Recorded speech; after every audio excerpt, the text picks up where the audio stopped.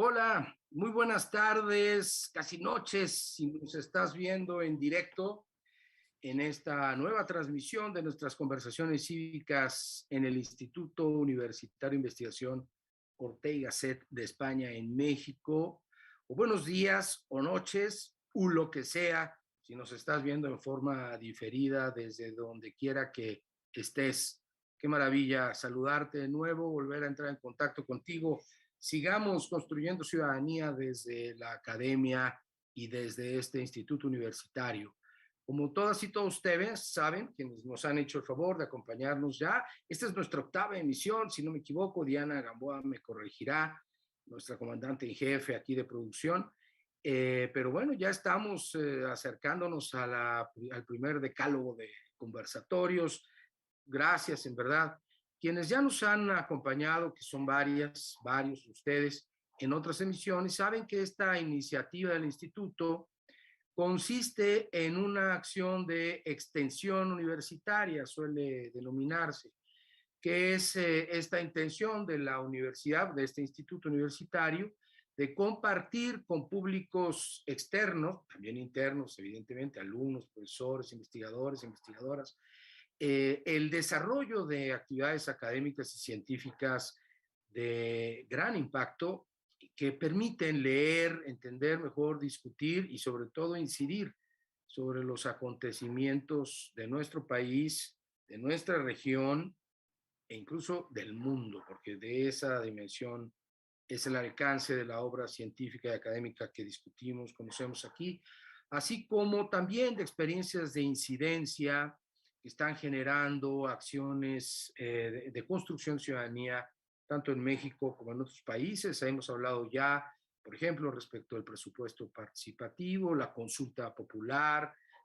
Todavía no hablamos de la revocación del mandato, esperemos que no tengamos que hacerlo, pero esos son de los temas que estamos tratando en México. Y ya hablamos también sobre democracia directa contemporánea en un contexto internacional, sobre el plebiscito en Chile. Vamos a volver a hacerlo pronto con Gloria de la Fuente desde Santiago en una de nuestras próximas emisiones. Bien, pues hoy tenemos, siempre hemos tenido, pero hoy tenemos un invitado de lujo, un experto que además ha pues ya ha suscitado grandes expectativas en redes sociales cuando dimos a conocer que nos acompañaría. El gran César Astudillo, querido, qué gusto verte, ¿cómo va la vida? Querido Carlos, el gusto siempre de poder platicar contigo y ahora con este auditorio tan importante también. Así es que yo pues, estoy dispuesto a tener una charla amena y profunda, inteligente contigo y con quienes nos están viendo. Gracias, querido. Pues eso está garantizado por el solo hecho de que estés con nosotros. Hace poco nos reunimos con César Astudillo y otros colegas a propósito de un libro que coordinó César y otro, el fiscal de delitos electorales de Nuevo León, sobre la ley en materia de delitos electorales, la ley federal, un libro que está apenas salido del horno. A ver, ahorita nos cuentas un poquito de ello, porfa, César, si te parece, y en el que me hizo el honor de invitarme a escribir un texto sobre el último artículo, por cierto, de la ley, el 26, dedicado al tema de educación cívica, que bueno, pues cada quien y sus obsesiones. Que te En mi costó opinión, mucho porque casi no sabes del tema. no, pero digo, con mis obsesiones creo que es el tema, el issue, ¿no? Lo digo en el capítulo. Es decir, qué bueno que hay una tipificación y todo un cuerpo orgánico y digamos, procedimental para atender los delitos electorales, pero si los estamos tipificando es para acabar con ellos. Y eso, desde luego, solo se va a poder con las acciones de las instituciones y todo, pero desde el punto de vista y desde el ámbito de la cultura, si no hay cambios en ello, híjole, vamos a seguir teniendo chapucerías que combatir. Pero bueno, César, bienvenido. Vamos a conversar esta tarde, mañana, noche, lo que sea para ustedes, con César Astudillo sobre el Poder Judicial en la encrucijada. Lo acoto un poquito para nuestros colegas que nos ven en otras partes del mundo, que sé que lo hacen. Les mandamos un saludo. Actualmente en México, ellos saben, porque ellas son gente atenta a la realidad mexicana, hay una discusión fuerte en gravitando en torno al Poder Judicial de la Federación, básicamente centrado en dos, bueno, su institución principal, la Suprema Corte de Justicia, pero también en su rama electoral, en su tribunal electoral del Poder Judicial de la Federación y su sala superior. Dos asuntos de coyuntura sobre los que vamos solo a referirnos, pero vamos a tener la mirada experta, holística del doctor Astudillo, nos convocan. Una fue una reforma al Poder Judicial, que en un transitorio puso un arbolito en el que todos estamos viendo sin ver el bosque, y que fue esta pretensión de ampliar el periodo para el que fue electo el presidente de la Suprema Corte de Justicia, por un lado. Y por el otro, pues una serie de acontecimientos, de hechos que no son nuevos, tienen tiempo, que derivó finalmente la renuncia tanto del presidente magistrado de la Sala Superior como del que intentó suplirlo, y finalmente se tomó una decisión en un tercero que, si no me equivoco, ya había ejercido la presidencia en la sala, pues con el ánimo de resolver, aunque sea momentáneamente, esta trifulca en el tribunal, que además era delicada porque hoy que estamos transmitiendo el 19 de agosto hay sesión en la Sala Superior para resolver algunas de las últimas impugnaciones antes que los cargos, más de 2,000, ya sabemos, que se eligieron en junio, empiecen a tomar protesta, pues eso, de sus cargos. Entonces, es un momento, diría el viejo Beto el Boticario, que seguramente Astudillo también vio, como yo en su juventud, en Chinguenmenchón, ¿no? Es un momento Chinguenmenchón, digamos, con todo respeto, pero en este contexto, formato de conversación. Diría, con esto termino antes de presentar al doctor Astudillo, que ya todos conocemos. Octavio Paz, ya más serio, escribió en un texto maravilloso, un pequeño libro que se llama así, Pequeña Crónica de Grandes Días, en Fondo de Cultura Económica, en torno a la caída del muro de Berlín, y diferenció entre la noticia y el acontecimiento, ¿no?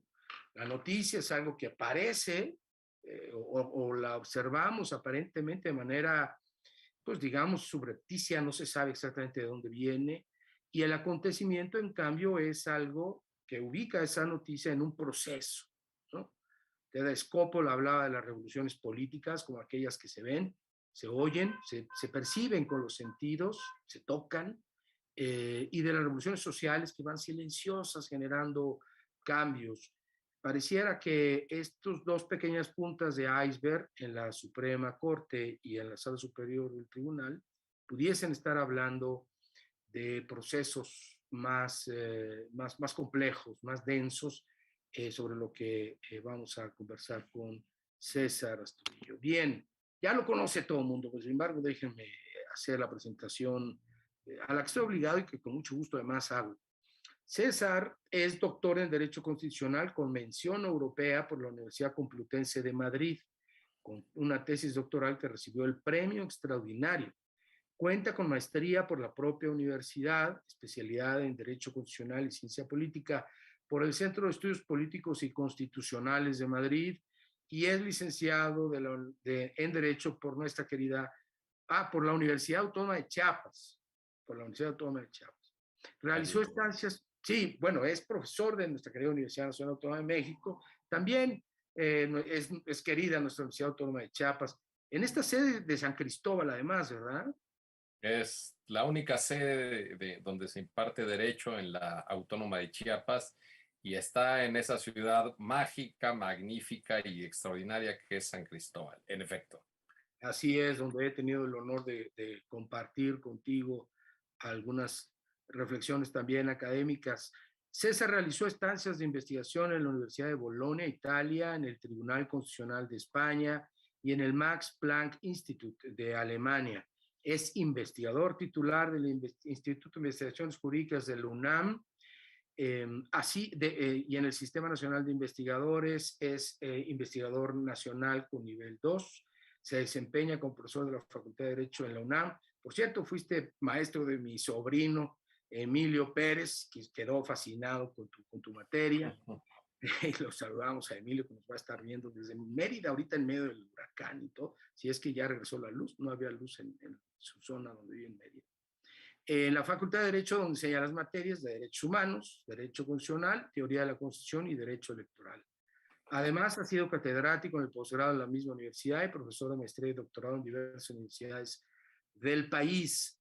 En la UNAM, César Astudillo ha sido abogado general y secretario de atención a la comunidad universitaria, director, fundador de la revista mexicana de Derecho Electoral del propio instituto, autor, coautor y coordinador de 23 libros y ha publicado alrededor de 50 artículos académicos en libros colectivos y revistas especiales de México al extranjero, cosa que se dice fácil, pero no lo es porque estas revistas tienen un procedimiento de dictaminación y de estándares académicos altísimos. Así que, hombre, 50 artículos de esa naturaleza ya pesa y pesa mucho.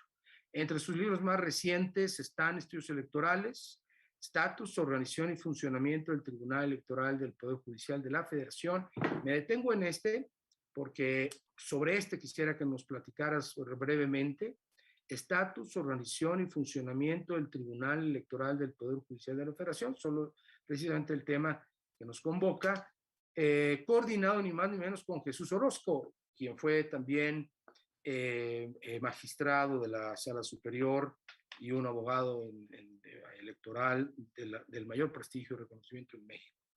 Y tienes también un texto que se llama, un libro, Organización y Funcionamiento de la Suprema Corte de Justicia de la Nación. Es decir, por un lado el tribunal y por otro de la Suprema, ambos con 2 tomos. Este segundo en coordinación con José Ramón Cosío, ni más ni menos, el ministro en retiro. Mi querido César, bienvenido. ¿Cómo empezamos? Cuéntanos de tus 2 libros primero, ¿no? ¿Cómo están? ¿Dónde se consiguen, por cierto? Y cómo ayudan a leer hoy estas trifulcas y situaciones que estamos viendo. Mira, gracias, Carlos. Lo cierto es que es una triada de libros que inició con el de la Suprema Corte de Justicia. Yo, cuando hacía el doctorado, me encontré un viejo libro sobre la Corte Constitucional Italiana. Era un libro viejo de 1960, pero que bueno, la Corte italiana empezó a funcionar a principios de los años 50, después de la Segunda Guerra Mundial. Entonces, es un libro que se detenía a explicar qué era esa nueva institución, el nuevo artilugio que se había creado en la Constitución italiana.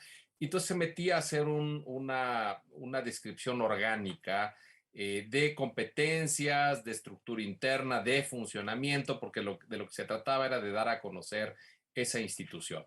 Me quedé con ganas de hacer un libro de esa naturaleza y esas ganas se reactivaron en una charla de café con José Ramón Cosío, que es muy buen amigo, y le dije, oye, yo tengo ganas de desempolvar un viejo proyecto, ¿qué te parece si lo reviso, te lo mando? Se lo mandé, le gustó mucho la idea, me dijo, mira, está muy completo, pero creo que hay que agregar este tema, y al final nos salieron.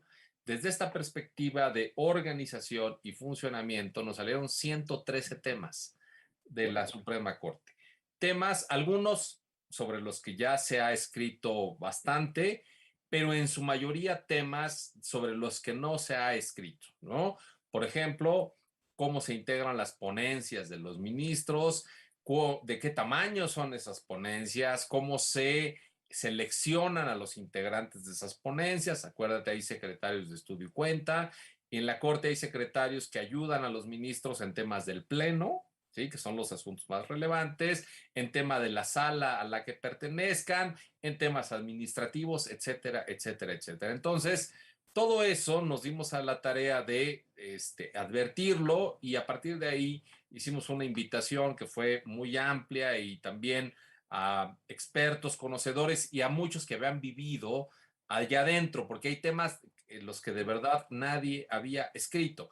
Y entonces teníamos que buscar perfiles que hubieran vivido esa dinámica para ver cómo se hacen las cosas, ¿no? Igual que en el tribunal, tú sabes, en el tribunal electoral, cuando a un ministro o un magistrado le toca proyectar un tema, bueno, hay un proyecto inicial y ese proyecto se circula con todos los demás. Bueno, pues esa mecánica de en qué momento se circula, cómo se reciben las observaciones, qué complementan un proyecto, que ya desde ahí empiezan a señalar que no están en la misma lógica de apoyar un cierto sentido, porque hacen falta algunas cosas y piden complementar, o ya van perfilando un voto negativo.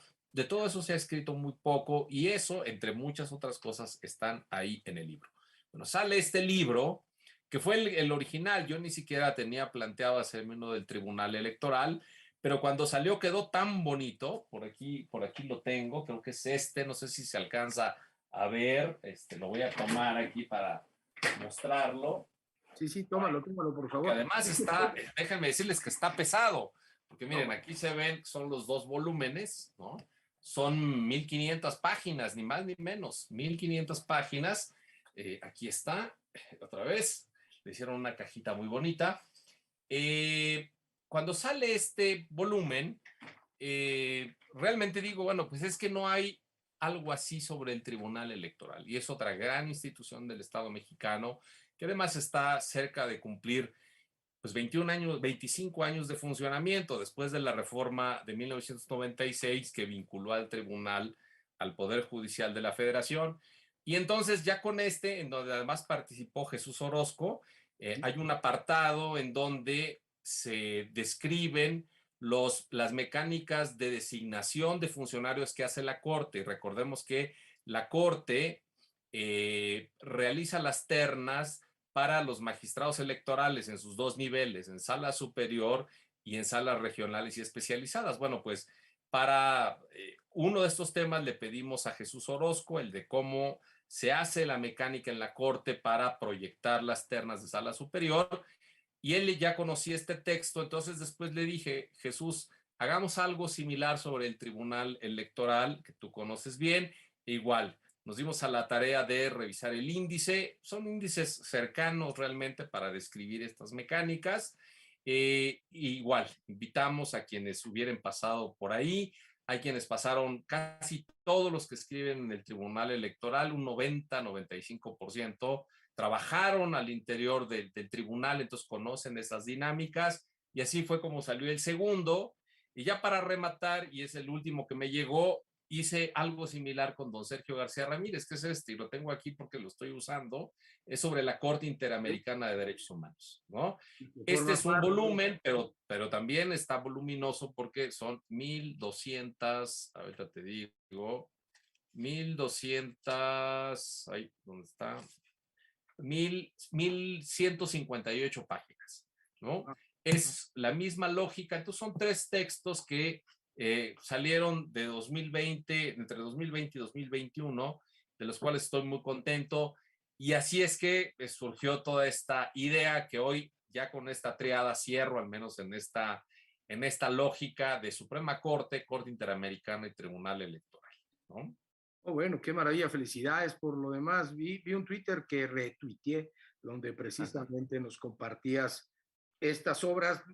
Digo, además, ya no se usa, no es tan usual, excepto en obras de consulta casi obligada como estas que tú nos refieres, ediciones de ese tamaño ni de esa calidad, porque estoy apreciando la pasta dura, por ejemplo, en la edición y eso hace, bueno, primero lo hace mucho más resistente, además es un cosido, ahí se ve también que permite la apertura adecuada del libro, su consulta, en fin, pues es un instrumento de trabajo, querido, se aprecia. Los ha cuidado mucho, la verdad es que los tres han salido con la editorial Tirando Blanche y se cuidaron mucho. Yo como coordinador los cuidé mucho, pero ellos en el trabajo editorial hicieron realmente lo mismo, hicieron un gran trabajo y son los tres libros, estoy súper orgulloso de ellos. El del Tribunal Electoral estamos por presentarlo, yo creo que en la segunda semana de septiembre, muy probablemente acompañados también de Sala Superior. Finalmente es un libro que describe todo esto y ve qué curioso también para ir entrando en materia de lo que acaba de ocurrir.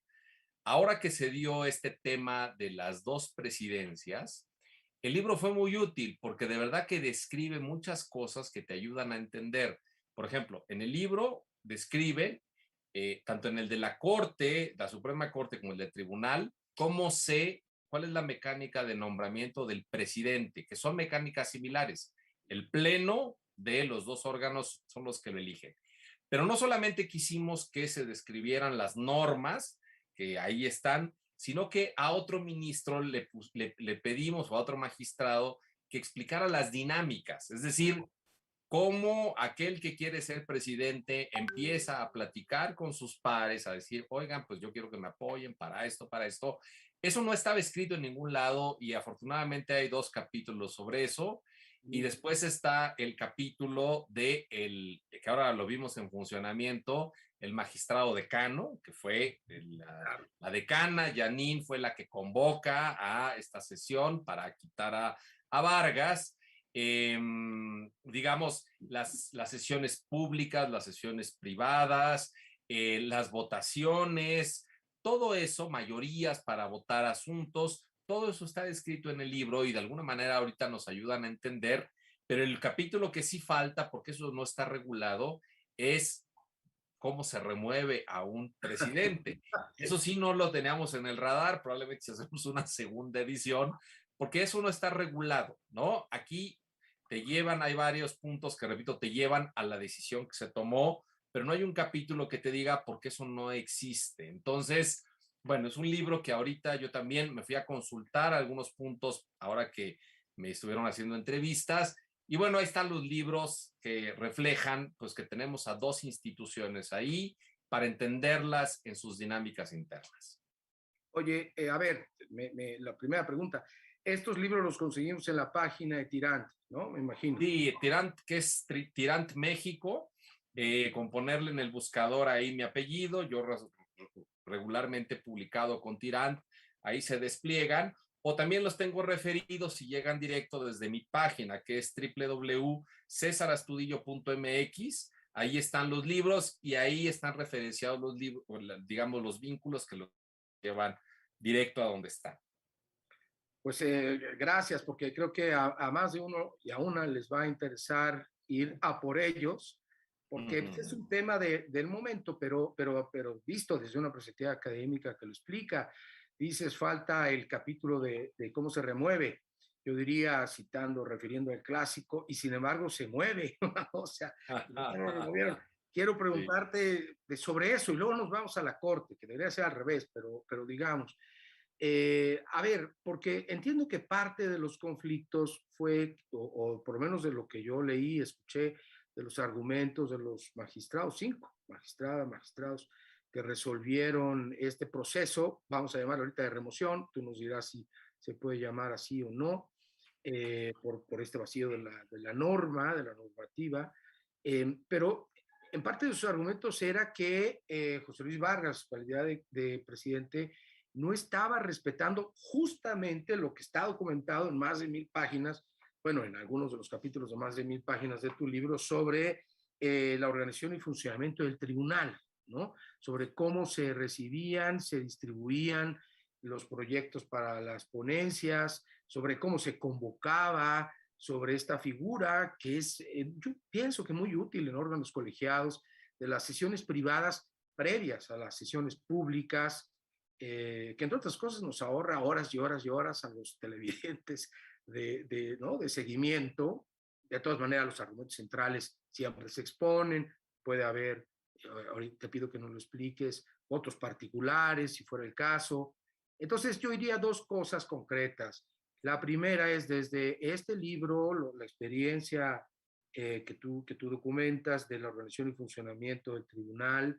¿Qué nos cuentas de estos argumentos que fueron vertidos en torno al ejercicio de la presidencia de José Luis Vargas? Después, la remoción, que no está, como ya nos aclaras de decir, normada, sin embargo, en los hechos se dio. Quizá no se dio como remoción, tú nos lo explicarás, pero se dio.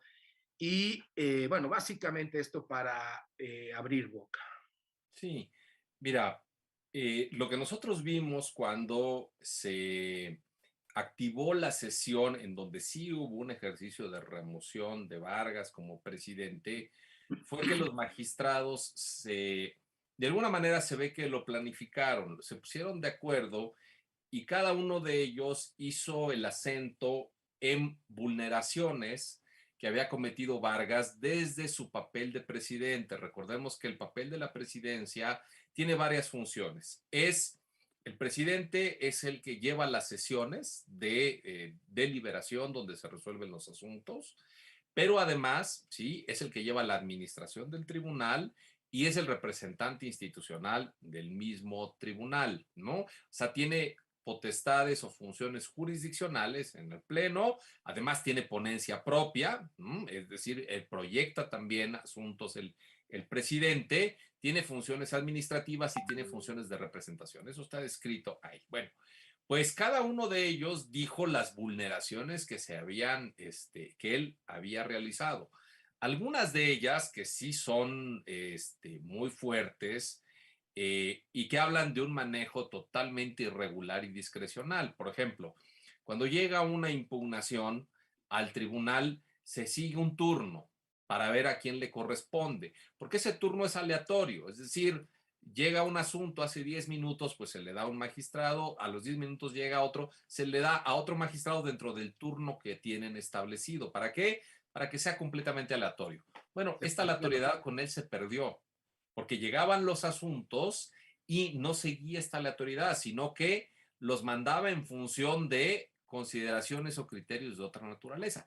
Eso se lo reclamaron. Otra cosa que le reclaman, cuando un proyecto está maduro y ya, repito, se proyectó dentro de una ponencia, se circuló y se recibieron los puntos de vista de las demás ponencias, el magistrado instructor tiene que notificar que ya está listo para resolución.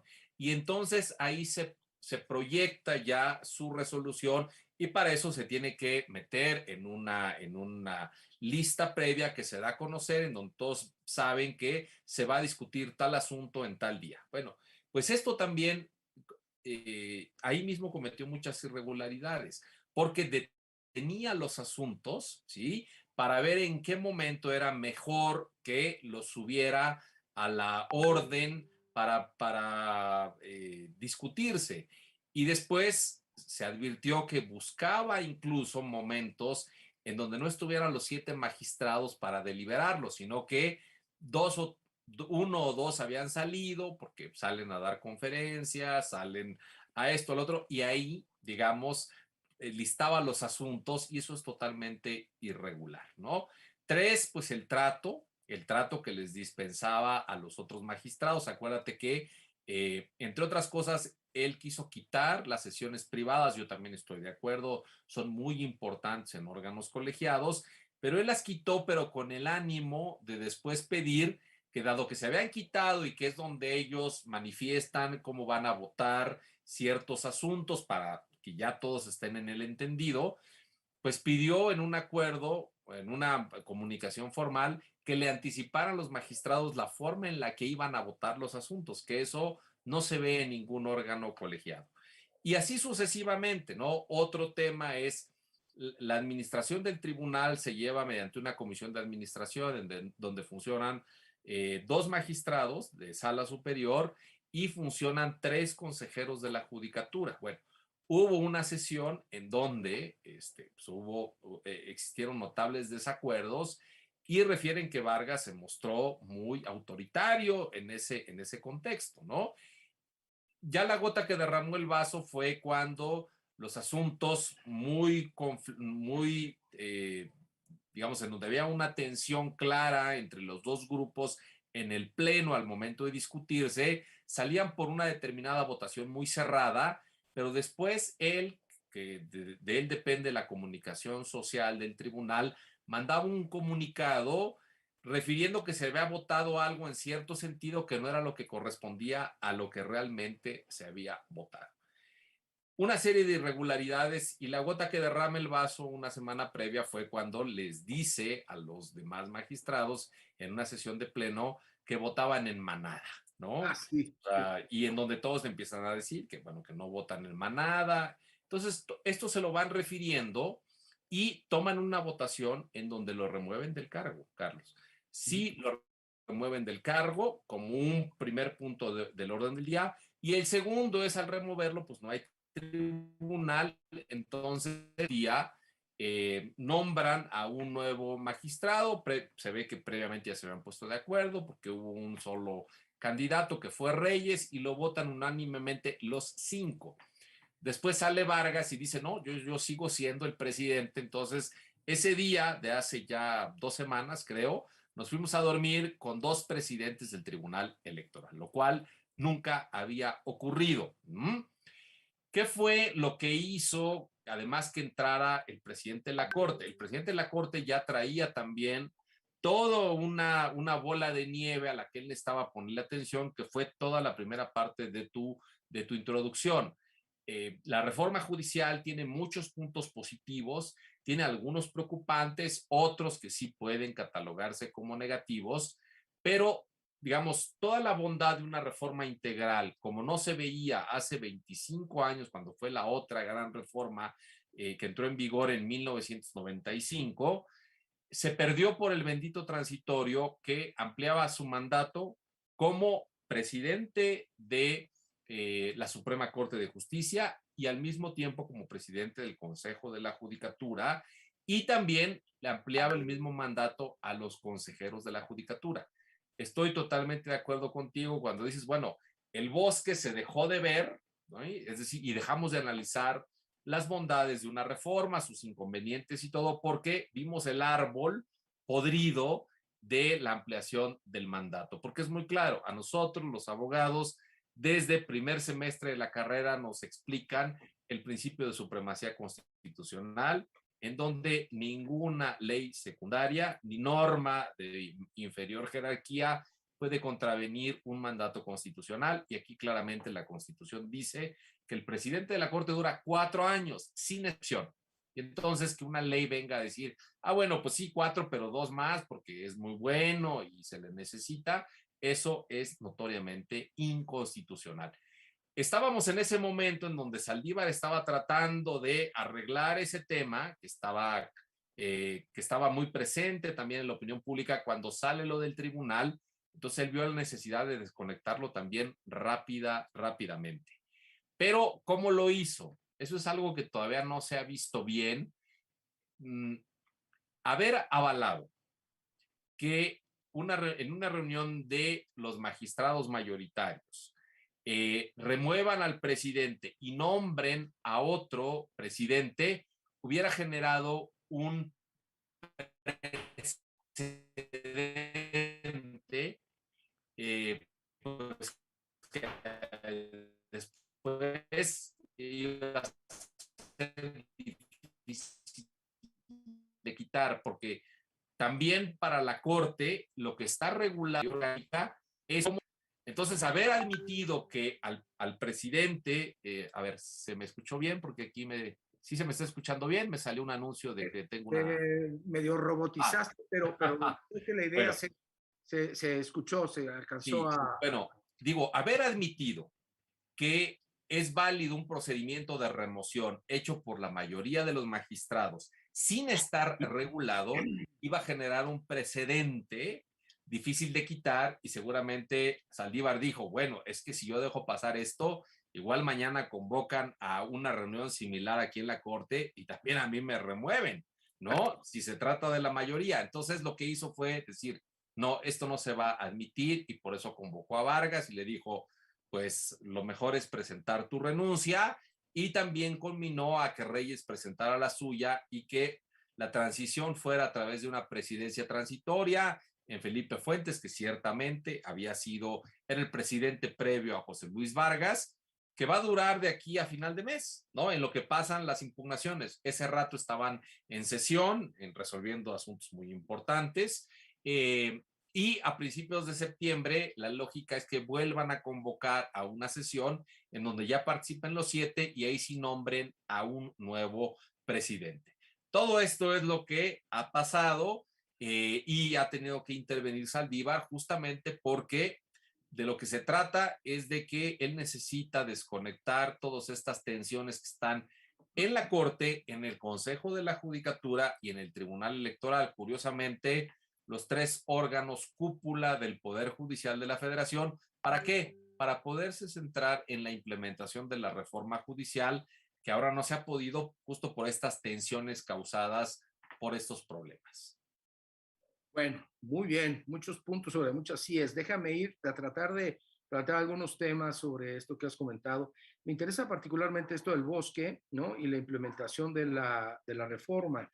Parte del discurso del presidente de la República apoyando la permanencia en su cargo extraconstitucionalmente del actual ministro presidente Saldívar es que corrígeme, pero que el presidente dice que confía mucho en Saldívar para la implementación de esta reforma. Entiendo que, además recuerdo, si no mal recuerdo, que el propio Saldívar hizo, bueno, la corte, pero él presentó un proyecto al menos primario que después quizá formó parte de la iniciativa. Es el proyecto que se aprobó.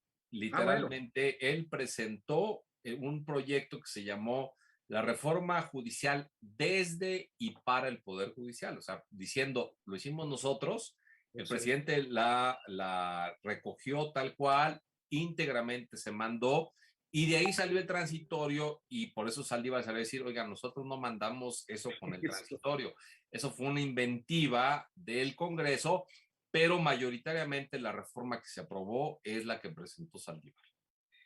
Bueno, voy a 3, 4 cositas rápidas. Uno, cuéntanos un poquito sobre esa reforma, tu opinión, porque además, déjame, bueno, todo el mundo lo sabe, pero muchos de nosotros conocemos a César Astudillo como un experto en temas electorales, que evidentemente lo es, pero también reconocemos en él un experto en temas de derecho constitucional y de la Corte en particular. Tienes varios textos, yo he leído algunos de ellos.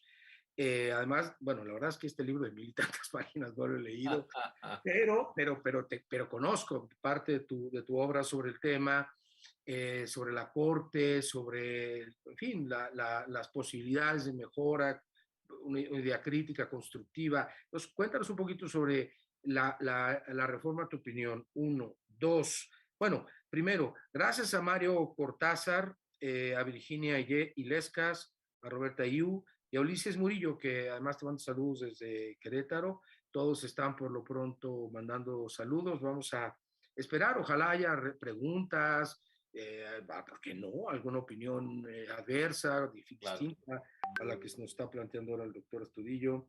Bueno, uno, la reforma. Dos, oye, esto de los transitorios, tú que eres experto en derecho constitucional, me llama la atención cómo se está tratando hoy de legislar en transitoritis aguda, digamos, ¿no? O sea, el tema de la permanencia del presidente ministro, transitorio. El tema de la revocación del mandato para este año en un transitorio. No, para este año no, para esta presidencia, ¿no? Para el próximo año, transitorio. En la Ciudad de México acabamos de tener otro transitorazo, mediante el cual modifican el ejercicio del presupuesto participativo en la Ciudad de México. Pareciera que ahora la ruta, más que las reformas, digamos, hechas y derechas, es en hacer las cosas y luego meter transitorios que cambian o le dan realmente el sentido, o no sé si realmente sentido, pero uno de los sentidos, intencionalidad, por qué no decir política, a estas reformas, ¿no? Tres, estos mecanismos, mecánicas que nos comentas y cómo se distribuían a las ponencias los distintos temas para los proyectos, me hizo recordar un asunto que tiene que ver con el concepto de justicia abierta, ¿no? Que han estado particularmente dos magistrados, si no me equivoco, Felipe Lamarte entre ellos, promoviendo de manera muy fuerte, Reyes, si no me equivoco también, donde se apela a este principio constitucional de la función electoral, de la máxima publicidad, se instrumentan mecanismos de transparencia. En algunos casos, y creo que el propio José Luis Vargas usó este mecanismo, incluso hacían públicos los proyectos antes o durante la discusión interna en las de sesiones previas de las y los magistrados, y todo el mundo podíamos saber cuál era el proyecto, ¿no? Creo que hubo por ahí algún caso medio emblemático, y finalmente la Sala Superior quizá resolvió otra cosa, pero en este ejercicio de transparencia. ¿Cómo sientes esta idea y cuál es la frontera entre el ejercicio de transparencia, justicia abierta y simple, llana, grotesca y vulgar filtración, ¿no? Que también las hay, en todos lados se cuecen habas. Ahora el senador Monreal mandó un video, ¿no? Sobre su iniciativa de reforma constitucional en materia electoral, donde dijo que fue una filtración, que es un documento que sí es suyo, pero que no está completo. En fin, pues parece que está un poco de moda. Antes estuvo en moda el sospechosismo, hoy diríamos que está de moda el filtracionismo o algo así en la vida política del país.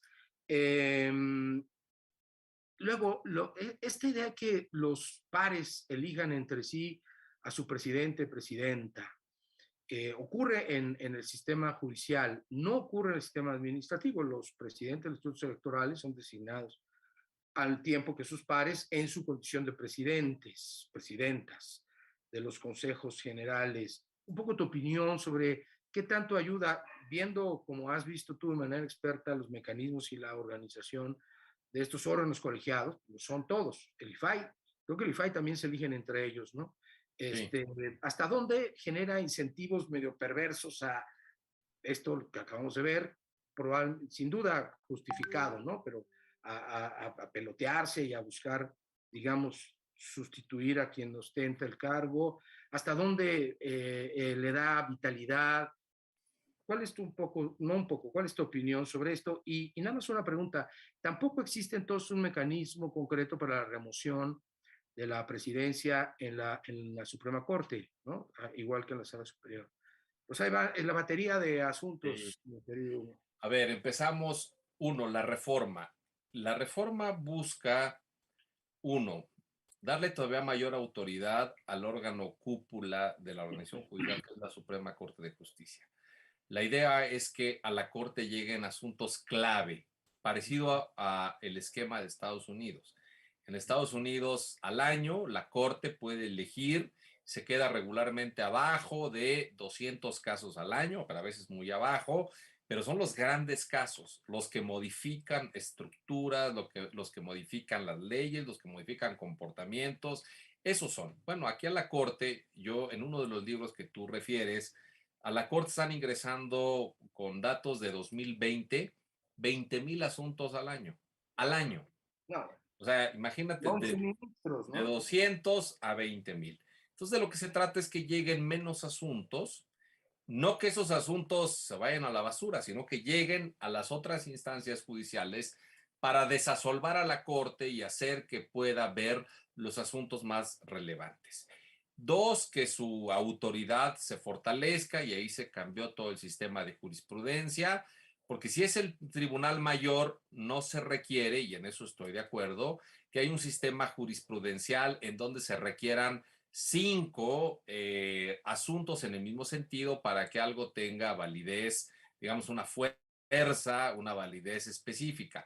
Con un solo caso, y por eso la jurisprudencia cambia al sistema de precedentes, pero la Corte con que hable una vez, digamos, esa es la voz de la Corte. Eso está bien.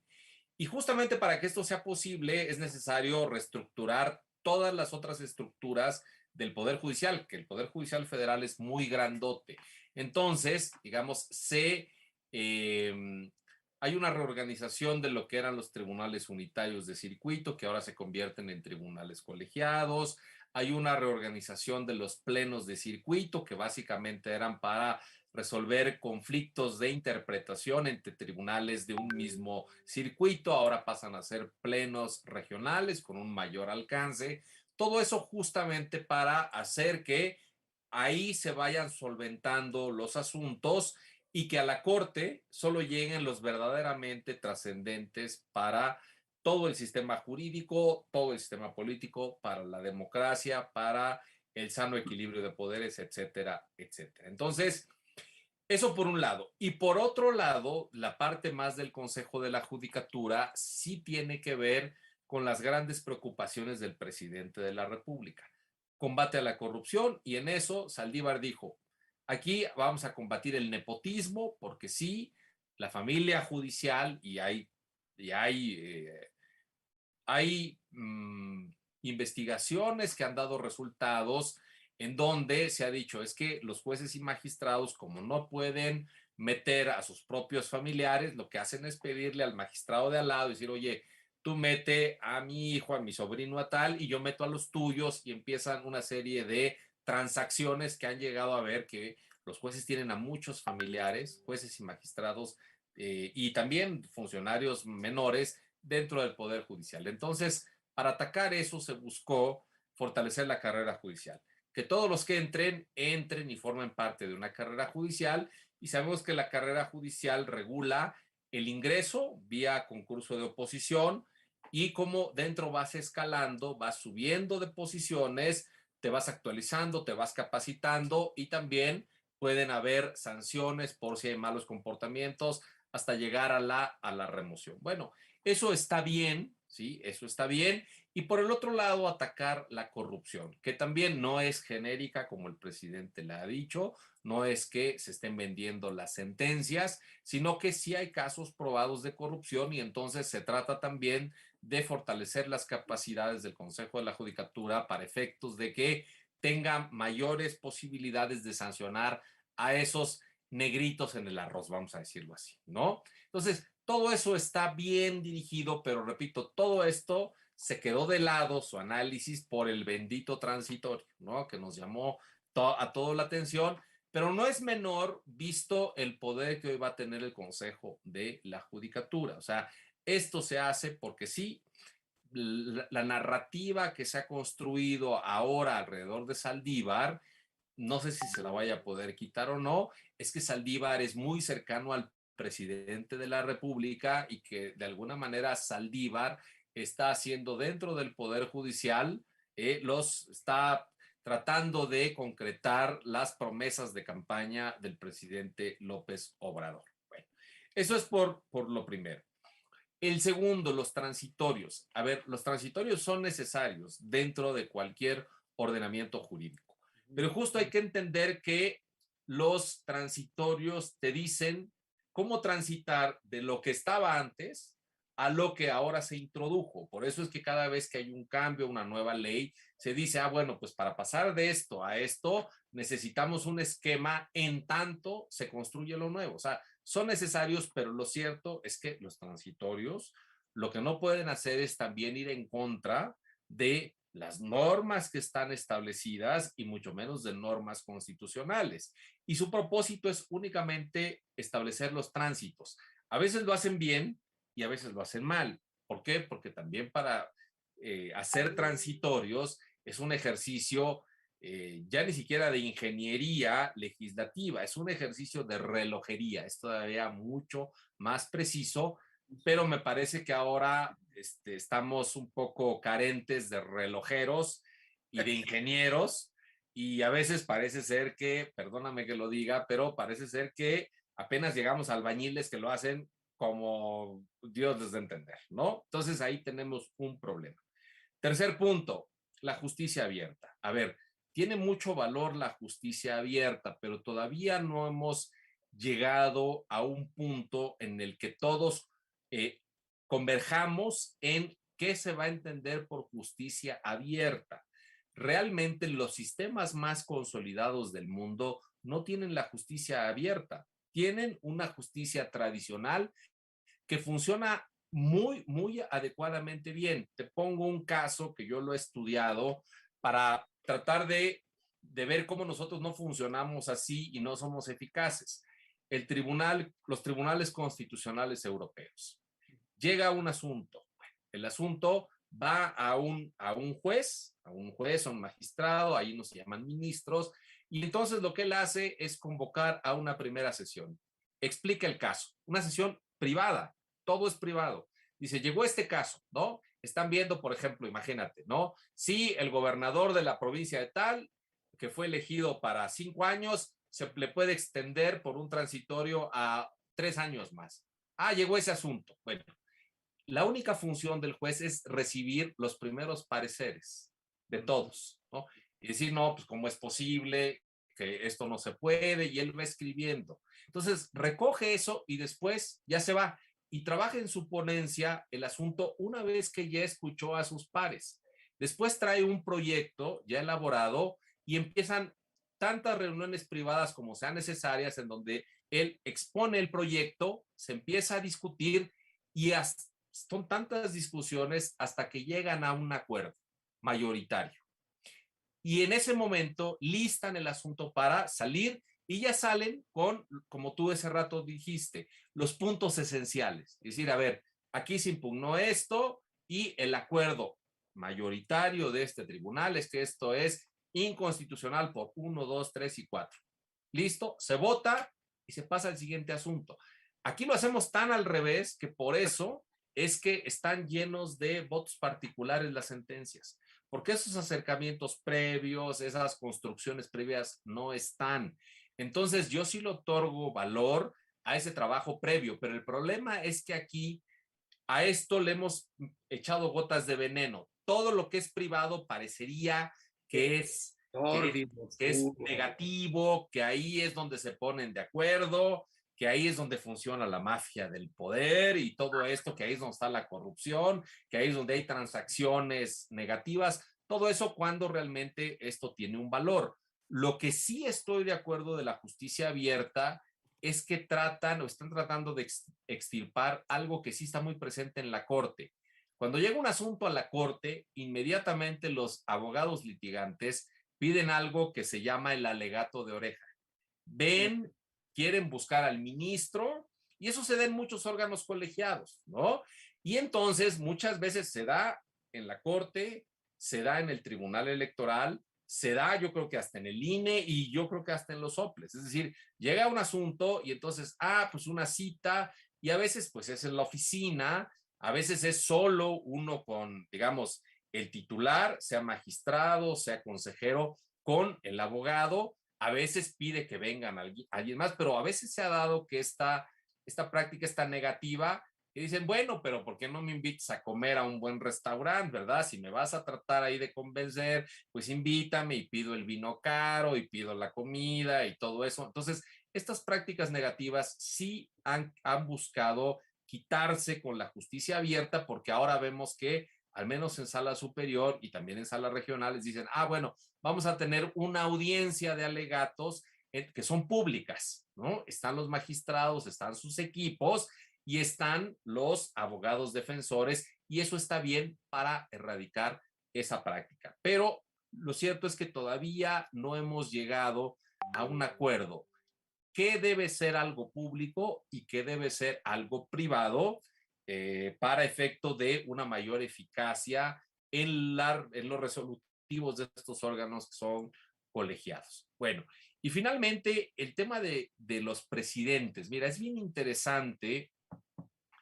Aquí tenemos distintos esquemas, tú los has visto. La Corte y el Tribunal Electoral y el INAI son los pares. Los pares y claramente quien tiene ganas de presidir tiene que hacer una labor interna, presentar un proyecto, ahí sí, llevarse a comer a sus pares para decirle, oye, yo quiero ser el siguiente y mire, y platiquemos y todo eso, ¿no? Y hay otros en donde la designación es directa y por mucho tiempo, eso también tiene que ver el tiempo. Sí. Recientemente, derivado de esto, hay quienes dicen, es que el tiempo de la presidencia debería ser menor para darle mayor posibilidad a más, para que no se vuelva algo tan preciado, por ejemplo, en el INE. El INE directamente viene nombrado el consejero presidente por 9 años, ni más ni menos, ¿no? Entonces algunos dicen, oigan, no, pues, hay quienes dicen, no, pues si se hace una presidencia de un año, casi nos toca a todos. Pero a veces eso es difícil porque no hay una orientación administrativa clara, hay mucho cambio de personal, habría mucho cambio de objetivos, pero tal vez una presidencia más acotada de 4 años sí permitiría a más que pudieran entrar. Pero también, repito, esto ha dado, el sistema se ha tropicalizado y cuando digo tropicalizado es que se ha hecho a la mexicana. Hoy, y eso es lo que sucedió en el Tribunal Electoral, que, digamos, esta bola de nieve llegó a este punto clave, es que para que se pongan de acuerdo, no lo que define quién va a ser el presidente no es quién tiene un mejor proyecto, que logra convencer y que logra, en estas charlas que se abren, que logra incorporar algunas de las exigencias que tienen los demás para incorporarlas a su proyecto a cambio del voto. No, directamente se reparten los pedazos del tribunal. la burocracia del tribunal. Dicen, ok, yo te doy mi apoyo, pero mira, me dejas jurisprudencia, me dejas la escuela judicial, me dejas esto, me dejas el otro, y entonces realmente el presidente tiene poca conducción administrativa porque los titulares de esas áreas, uno, le dan, pues le rinden lealtad al magistrado que lleva esa área y en segundo lugar al presidente, y eso me parece que es una dinámica altamente negativa. Es decir, hay pros y contras en ambas. ¿Qué es mejor? El problema es que todo lo tropicalizamos de inmediato. No seguimos una línea en función de decir, a ver, esto va a ser así y se acabó, ¿no? Si metemos este tipo de incentivos perversos, pues claro que estas reglas terminan por cumplir una función totalmente diferente para la que estaban pensadas, ¿no? Bueno, creo que con eso le di respuesta a toda esta batería que me preguntaste. Sí, sí, sí, no, bueno, muy bien, muchas gracias. Sí, pues yo creo que hay muchas cosas ahí. Estamos ya en el último tramo de nuestra conversación. No tengo aquí registrado, excepto saludos, felicitaciones que te envían nuestros colegas, nuestros colegas. Eh, pero déjame hacer algunos comentarios sobre lo muy enriquecedor que nos has comentado y hacerte una pregunta medio final. Bueno, primero, sí, es que este es el tema, ¿no? ¿Cómo lograr, digamos, normativas, procedimientos que generen incentivos a la colaboración y al cuidado institucional, ¿no? Nos están faltando esas dos cosas. Refiero más al tema de la sala, porque sí fue un tema colegiado.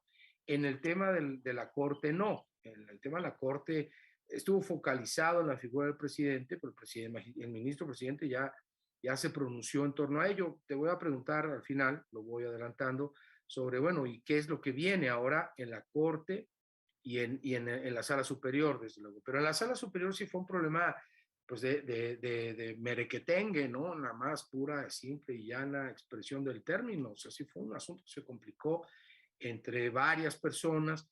Y esto me llama la atención porque no es la primera vez que la sala superior conoce o experimenta o sufre, quizá debería decir, de conflictos entre sus integrantes, ¿no?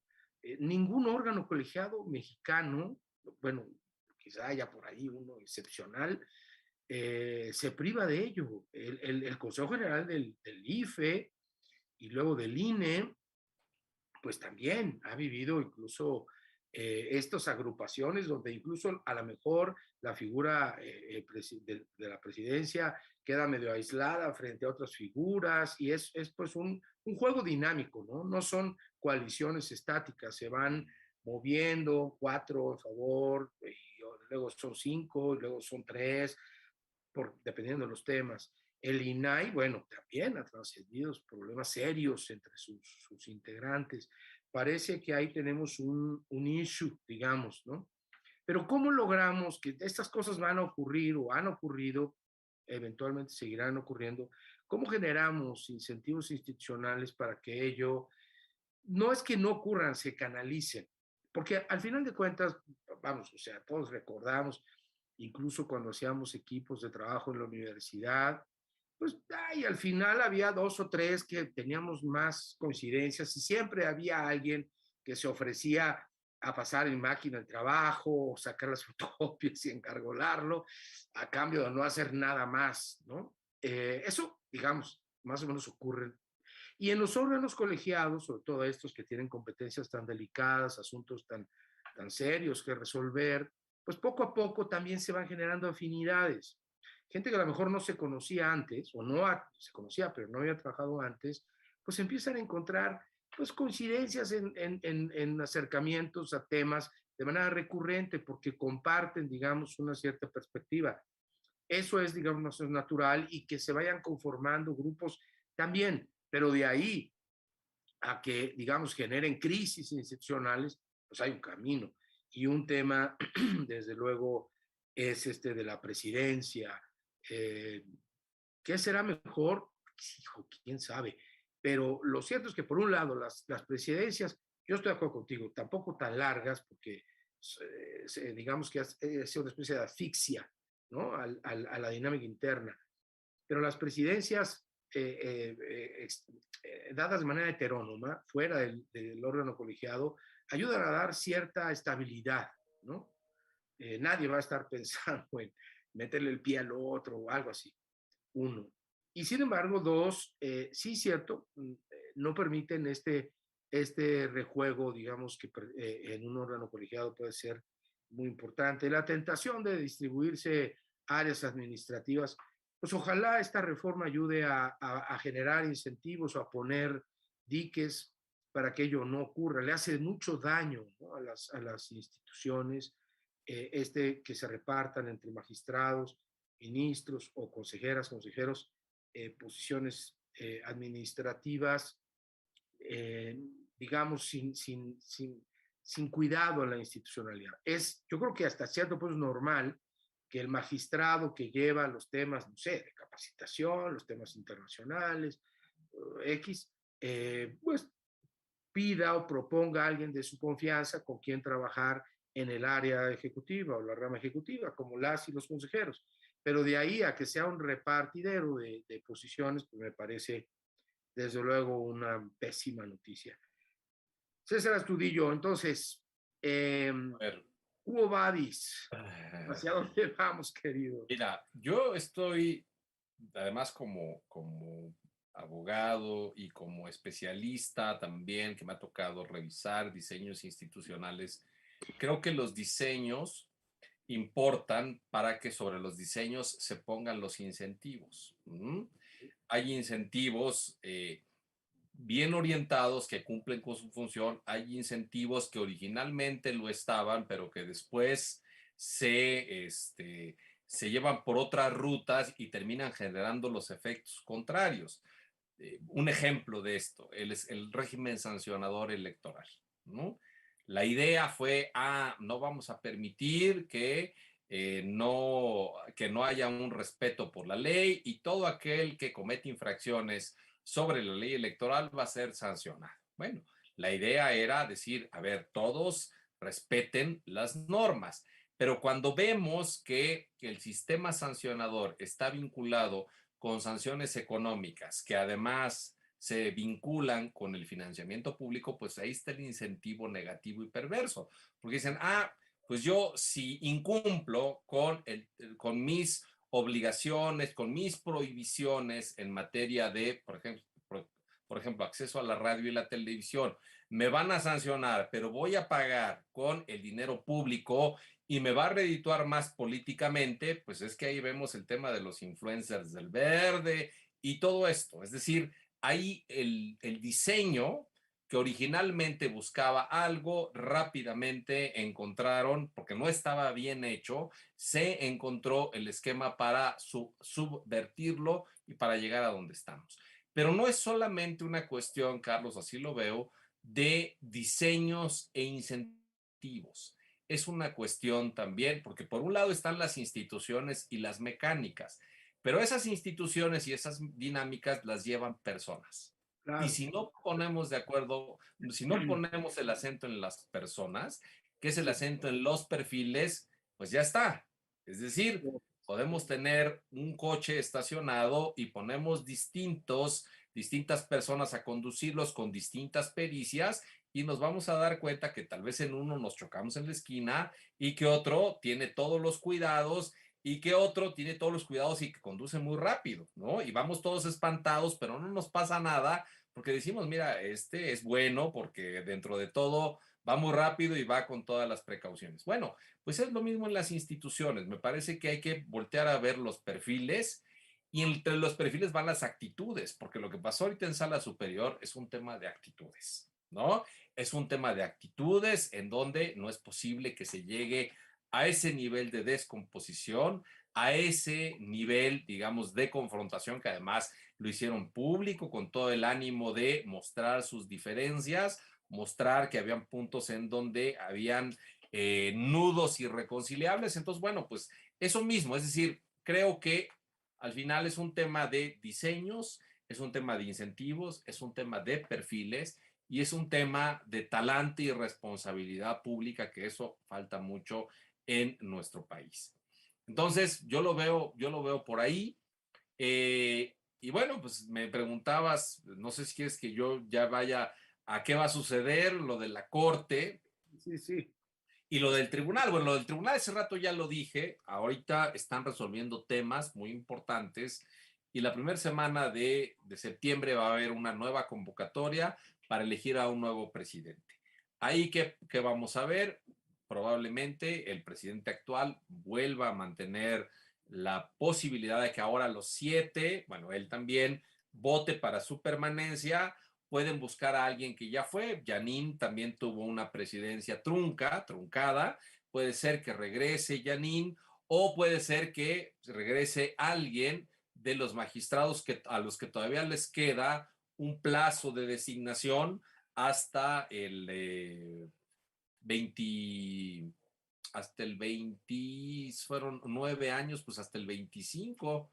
Ahí, no, perdón, sí, hasta el 25, sí, hasta el 25 saldrían los últimos. Y en ese sentido, bueno, tratar de ver a alguien que le falte todavía unos buenos años de designación para llegar a eso. Entonces, bueno, eso es por lo que tiene que ver al Tribunal Electoral. La Corte ahorita tiene acciones de inconstitucionalidad y tiene esta consulta que activó el mismo ministro Saldívar. Sobre esta consulta, ya hay un proyecto que le tocó al ministro Fernando Franco. Curiosamente, es un ministro que ya cumplió su periodo de mandato, él termina ahora en diciembre, y según lo que hemos podido ver, el proyecto viene por decir algo que cualquier estudiante de primer semestre de la licenciatura con un buen curso lo puede decir. Ningún transitorio de una ley puede ir en contra de lo que dice un mandato constitucional. Entonces, el proyecto está diciendo que eso es inconstitucional abiertamente. Tal vez por eso fue que Saldívar salió, porque él refirió que de alguna manera ya tenía conocimiento de en qué sentido venía el proyecto. Me parece que lo que vamos a ver ahorita es qué se resuelve primero, porque van muy conectados. En esta consulta, todos los ministros, incluido Saldívar, podría participar, van a fijar su posición respecto al mismo tema. La acción nada más es otra vía, pero lo que está impugnado es lo mismo, de tal suerte que los argumentos tienen que ser en el mismo sentido. No podría ser de otra manera. Entonces, lo que está por decidirse es qué se va a resolver primero. La consulta, eso le sería más favorable a Saldívar, porque él podría decir, yo mismo viendo esto, que no lo promovimos nosotros, fui el que activé esta consulta y además yo voy a participar, porque eso también está en ciernes. Técnicamente, cuando hay un ministro que tiene un interés directo, tendría que abstenerse de participar. O si alguien conoce de un impedimento que tenga, lo puede recusar. Son dos mecanismos procesales. Pero lo cierto es que aquí él puede decir, no, pues no tengo ningún impedimento y como no lo tengo voy a participar. Y como voy a participar voy a dejar clara mi posición desde el principio. Entonces, este mecanismo de la consulta le sería más favorable a él en lo personal, pero también ahorita hemos visto algunos trascendidos de prensa en donde parecería que algunos están tratando de que primero se resuelvan las acciones de inconstitucionalidad.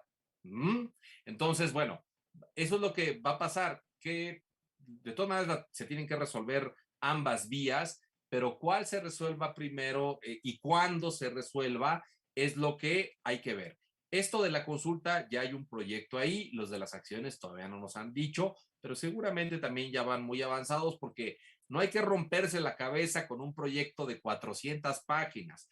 Literalmente con 20 páginas, haciendo referencia al principio de supremacía constitucional, se resuelve el problema. En esas estamos, Saldívar va a estar ahí lo que queda, digamos, por su mandato de 4 años, lo que queda de este año y todo el siguiente año, y después también se tiene que convocar a la elección de un nuevo presidente que va a iniciar su función el 1 de enero del 23.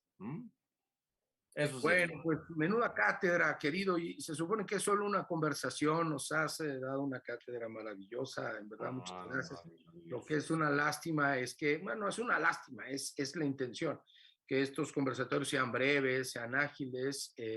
Claramente estamos ante un catedrático universitario que este tema podría más bien ocuparle un curso entero.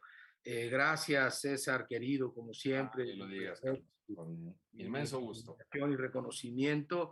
Ahí quedan muchos temas, ojalá luego podamos regresar. Tengo una impresión, quizá equivocada, creo que no. Creo que con la Corte nos está pasando lo que nos pasaba con el Ejército en ciencias sociales, en historia mexicana, durante muchos años, ¿no? Era casi un tabú, no se tocaba, se estudiaba los partidos, los campesinos, hasta las iglesias, poquito, pero se estudiaban, sobre todo, bueno, por el movimiento cristero, el impacto que tuvo en la historia mexicana, pero el ejército era intocado, intocable. Después empezó a haber estudios sobre el ejército, ahora el ejército pues, es otra institución con nuevas atribuciones, etcétera, etcétera, no me voy a detener en ello. En la transición mexicana, pues evidentemente el poder ejecutivo ha sido objeto de distintas reformas, de cambios, bueno, la alternancia misma. Hoy la discusión de la revocación del mandato, que esté, digamos, en mi opinión, un poco desenfocada, pero está discutiendo los temas del poder ejecutivo. En el poder legislativo ya está otra vez la intención de discutir sobre la representación proporcional, dirían en mi pueblo, válganos el Santo Cristo y los plurinominales, en fin, los temas de representación ahí están.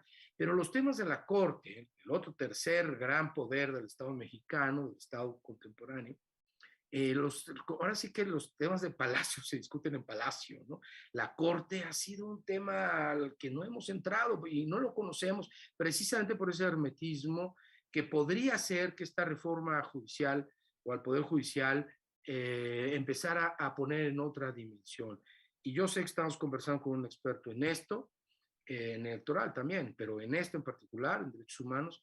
Ojalá nos des la oportunidad, querido César, más adelante de regresar sobre temas pues de alto alcance, como los que has estado planteando. Solo dejaría para dejar así al auditorio que se desvele pensando el asunto, el tema de los perfiles de los ministros, magistrados y consejeras, consejeros. Desde luego es un issue, qué bueno que lo pones en el tema, porque ahí viene una nueva reforma que eventualmente discutirá ello, ¿no? Yo creo que sí, va a ocurrir y vamos a tener que entrarle a esa discusión. Sí, pero esos perfiles lo decían los partidos políticos ahora, ¿no? En el Senado, en la Cámara de Diputados, ahí se designan. Tendremos que explorar otras vías. Hay buenas prácticas internacionales para que al final los perfiles de estos funcionarios del Estado mexicano, funcionarias, se aboquen más precisamente al perfil deseado y no al interés partidario, a los cálculos políticos. Ahí hay un asunto. ¿Quieres comentar algo más para cerrar esto, querido César? Totalmente, tienes toda la razón. El tema de los perfiles es un tema que nuevamente hay que poner a discusión y el tema de los procedimientos, porque son dos cosas que atienden a preguntas distintas. El perfil es a quién te estás imaginando y qué cualidades debe tener para entrar a una institución, y más cuando es colegiada. Cuando es unipersonal, pues algo que se quiera pelear con el espejo, ¿verdad? Pero cuando es colegiada, que van a entrar, vas a entrar en confrontación de ideas, de posturas, de valores, de creencias. Es muy importante ver la tolerancia, la apertura al diálogo, a dejarte convencer o a convencer tú mismo, en fin. Pero el nombramiento es quienes participan para impulsar esos perfiles. Me parece que ahí hemos seguido esquemas muy cerrados, que necesitan abrirse, que necesitan darle espacio a más instancias para que estos procesos sean también más abiertos, y que no solamente gane, porque después a esto se le asocia un elemento negativo, que hoy vemos que también está haciendo crisis en el Tribunal Electoral: las cuotas, ¿sí? La lotificación de las instituciones y las cuotas. Eso, digamos, en algún momento, hay quienes han reconocido, Dice, bueno, también es que también con nosotros fue de cuotas. Sí, pero los perfiles eran altos perfiles y entonces ahí sí, digamos, había una mejor composición. Cuando los perfiles no son tan buenos y entra la cuota, pues ya estamos viendo lo que pasa. No puedo generalizar, pero claramente, porque hay perfiles buenos, muy respetables, pero sí hay algunos que pasaron del noche la nocturna, querido Carlos. Así es, y mira que estamos viendo ejemplos clarísimos, ¿no? Oye, César, qué maravilla, muchas gracias. Nos ayudas a no pasar de noche la nocturna, de día la diurna. La diurna. Gracias a ti, gracias a Francisco Parra, nuestro director ejecutivo, Aide. Saludo a Fran Parra. Y pues está en la península el buen Paco de nuevo. Esperamos reunirnos pronto, ¿no? Ahora que regrese, a ver si nos necesitamos un desayuno como en aquellos tiempos de buenas conversas y proyectos. Aide Vázquez, nuestra comandante y jefe de vinculación. Diana Gamboa, nuestra coordinadora y comandante para todos estos efectos de comunicación y de enlaces. Gracias. Disculpen que nos extendimos un poquito, dirían en mi pueblo, que es la Ciudad de México, ¿qué tanto es tantito? Sobre todo cuando tenemos esta oportunidad de conversar con expertos, amigos, como César Astudillo. César, de nuevo, muchas gracias. Espero pronto un nuevo encuentro con chiles en nogado sin ellos. Eso, sin duda. Venga. Gracias a Saludos. ti, Carlos, gracias a Ortega, y ahí estamos en comunicación. ¿Vale? Gracias, César. Gracias a ustedes que nos acompañan una vez más. Nos vemos pronto. La próxima semana no vamos a tener emisión porque queremos evitar que las secuelas o los impactos de la segunda vacunación nos saquen de carril. No en mi caso, pero sí en nuestras colegas. Y nos vemos después, en 15 días. Está en la fila Gloria de la Fuente, asesora del Consejo de Reforma del Estado en Chile, experta en participación ciudadana y transparencia, para comentarnos cómo va la reforma constitucional allá. Y en puerta también Juan Alzate, saxofonista, jazzista, para hablarnos sobre jazz es cultura, cómo el arte genera identidad y construye ciudadanía también. Jóvenes, buena noche, seamos buenos, buenas, de eso se trata todo. Saludos. Chao.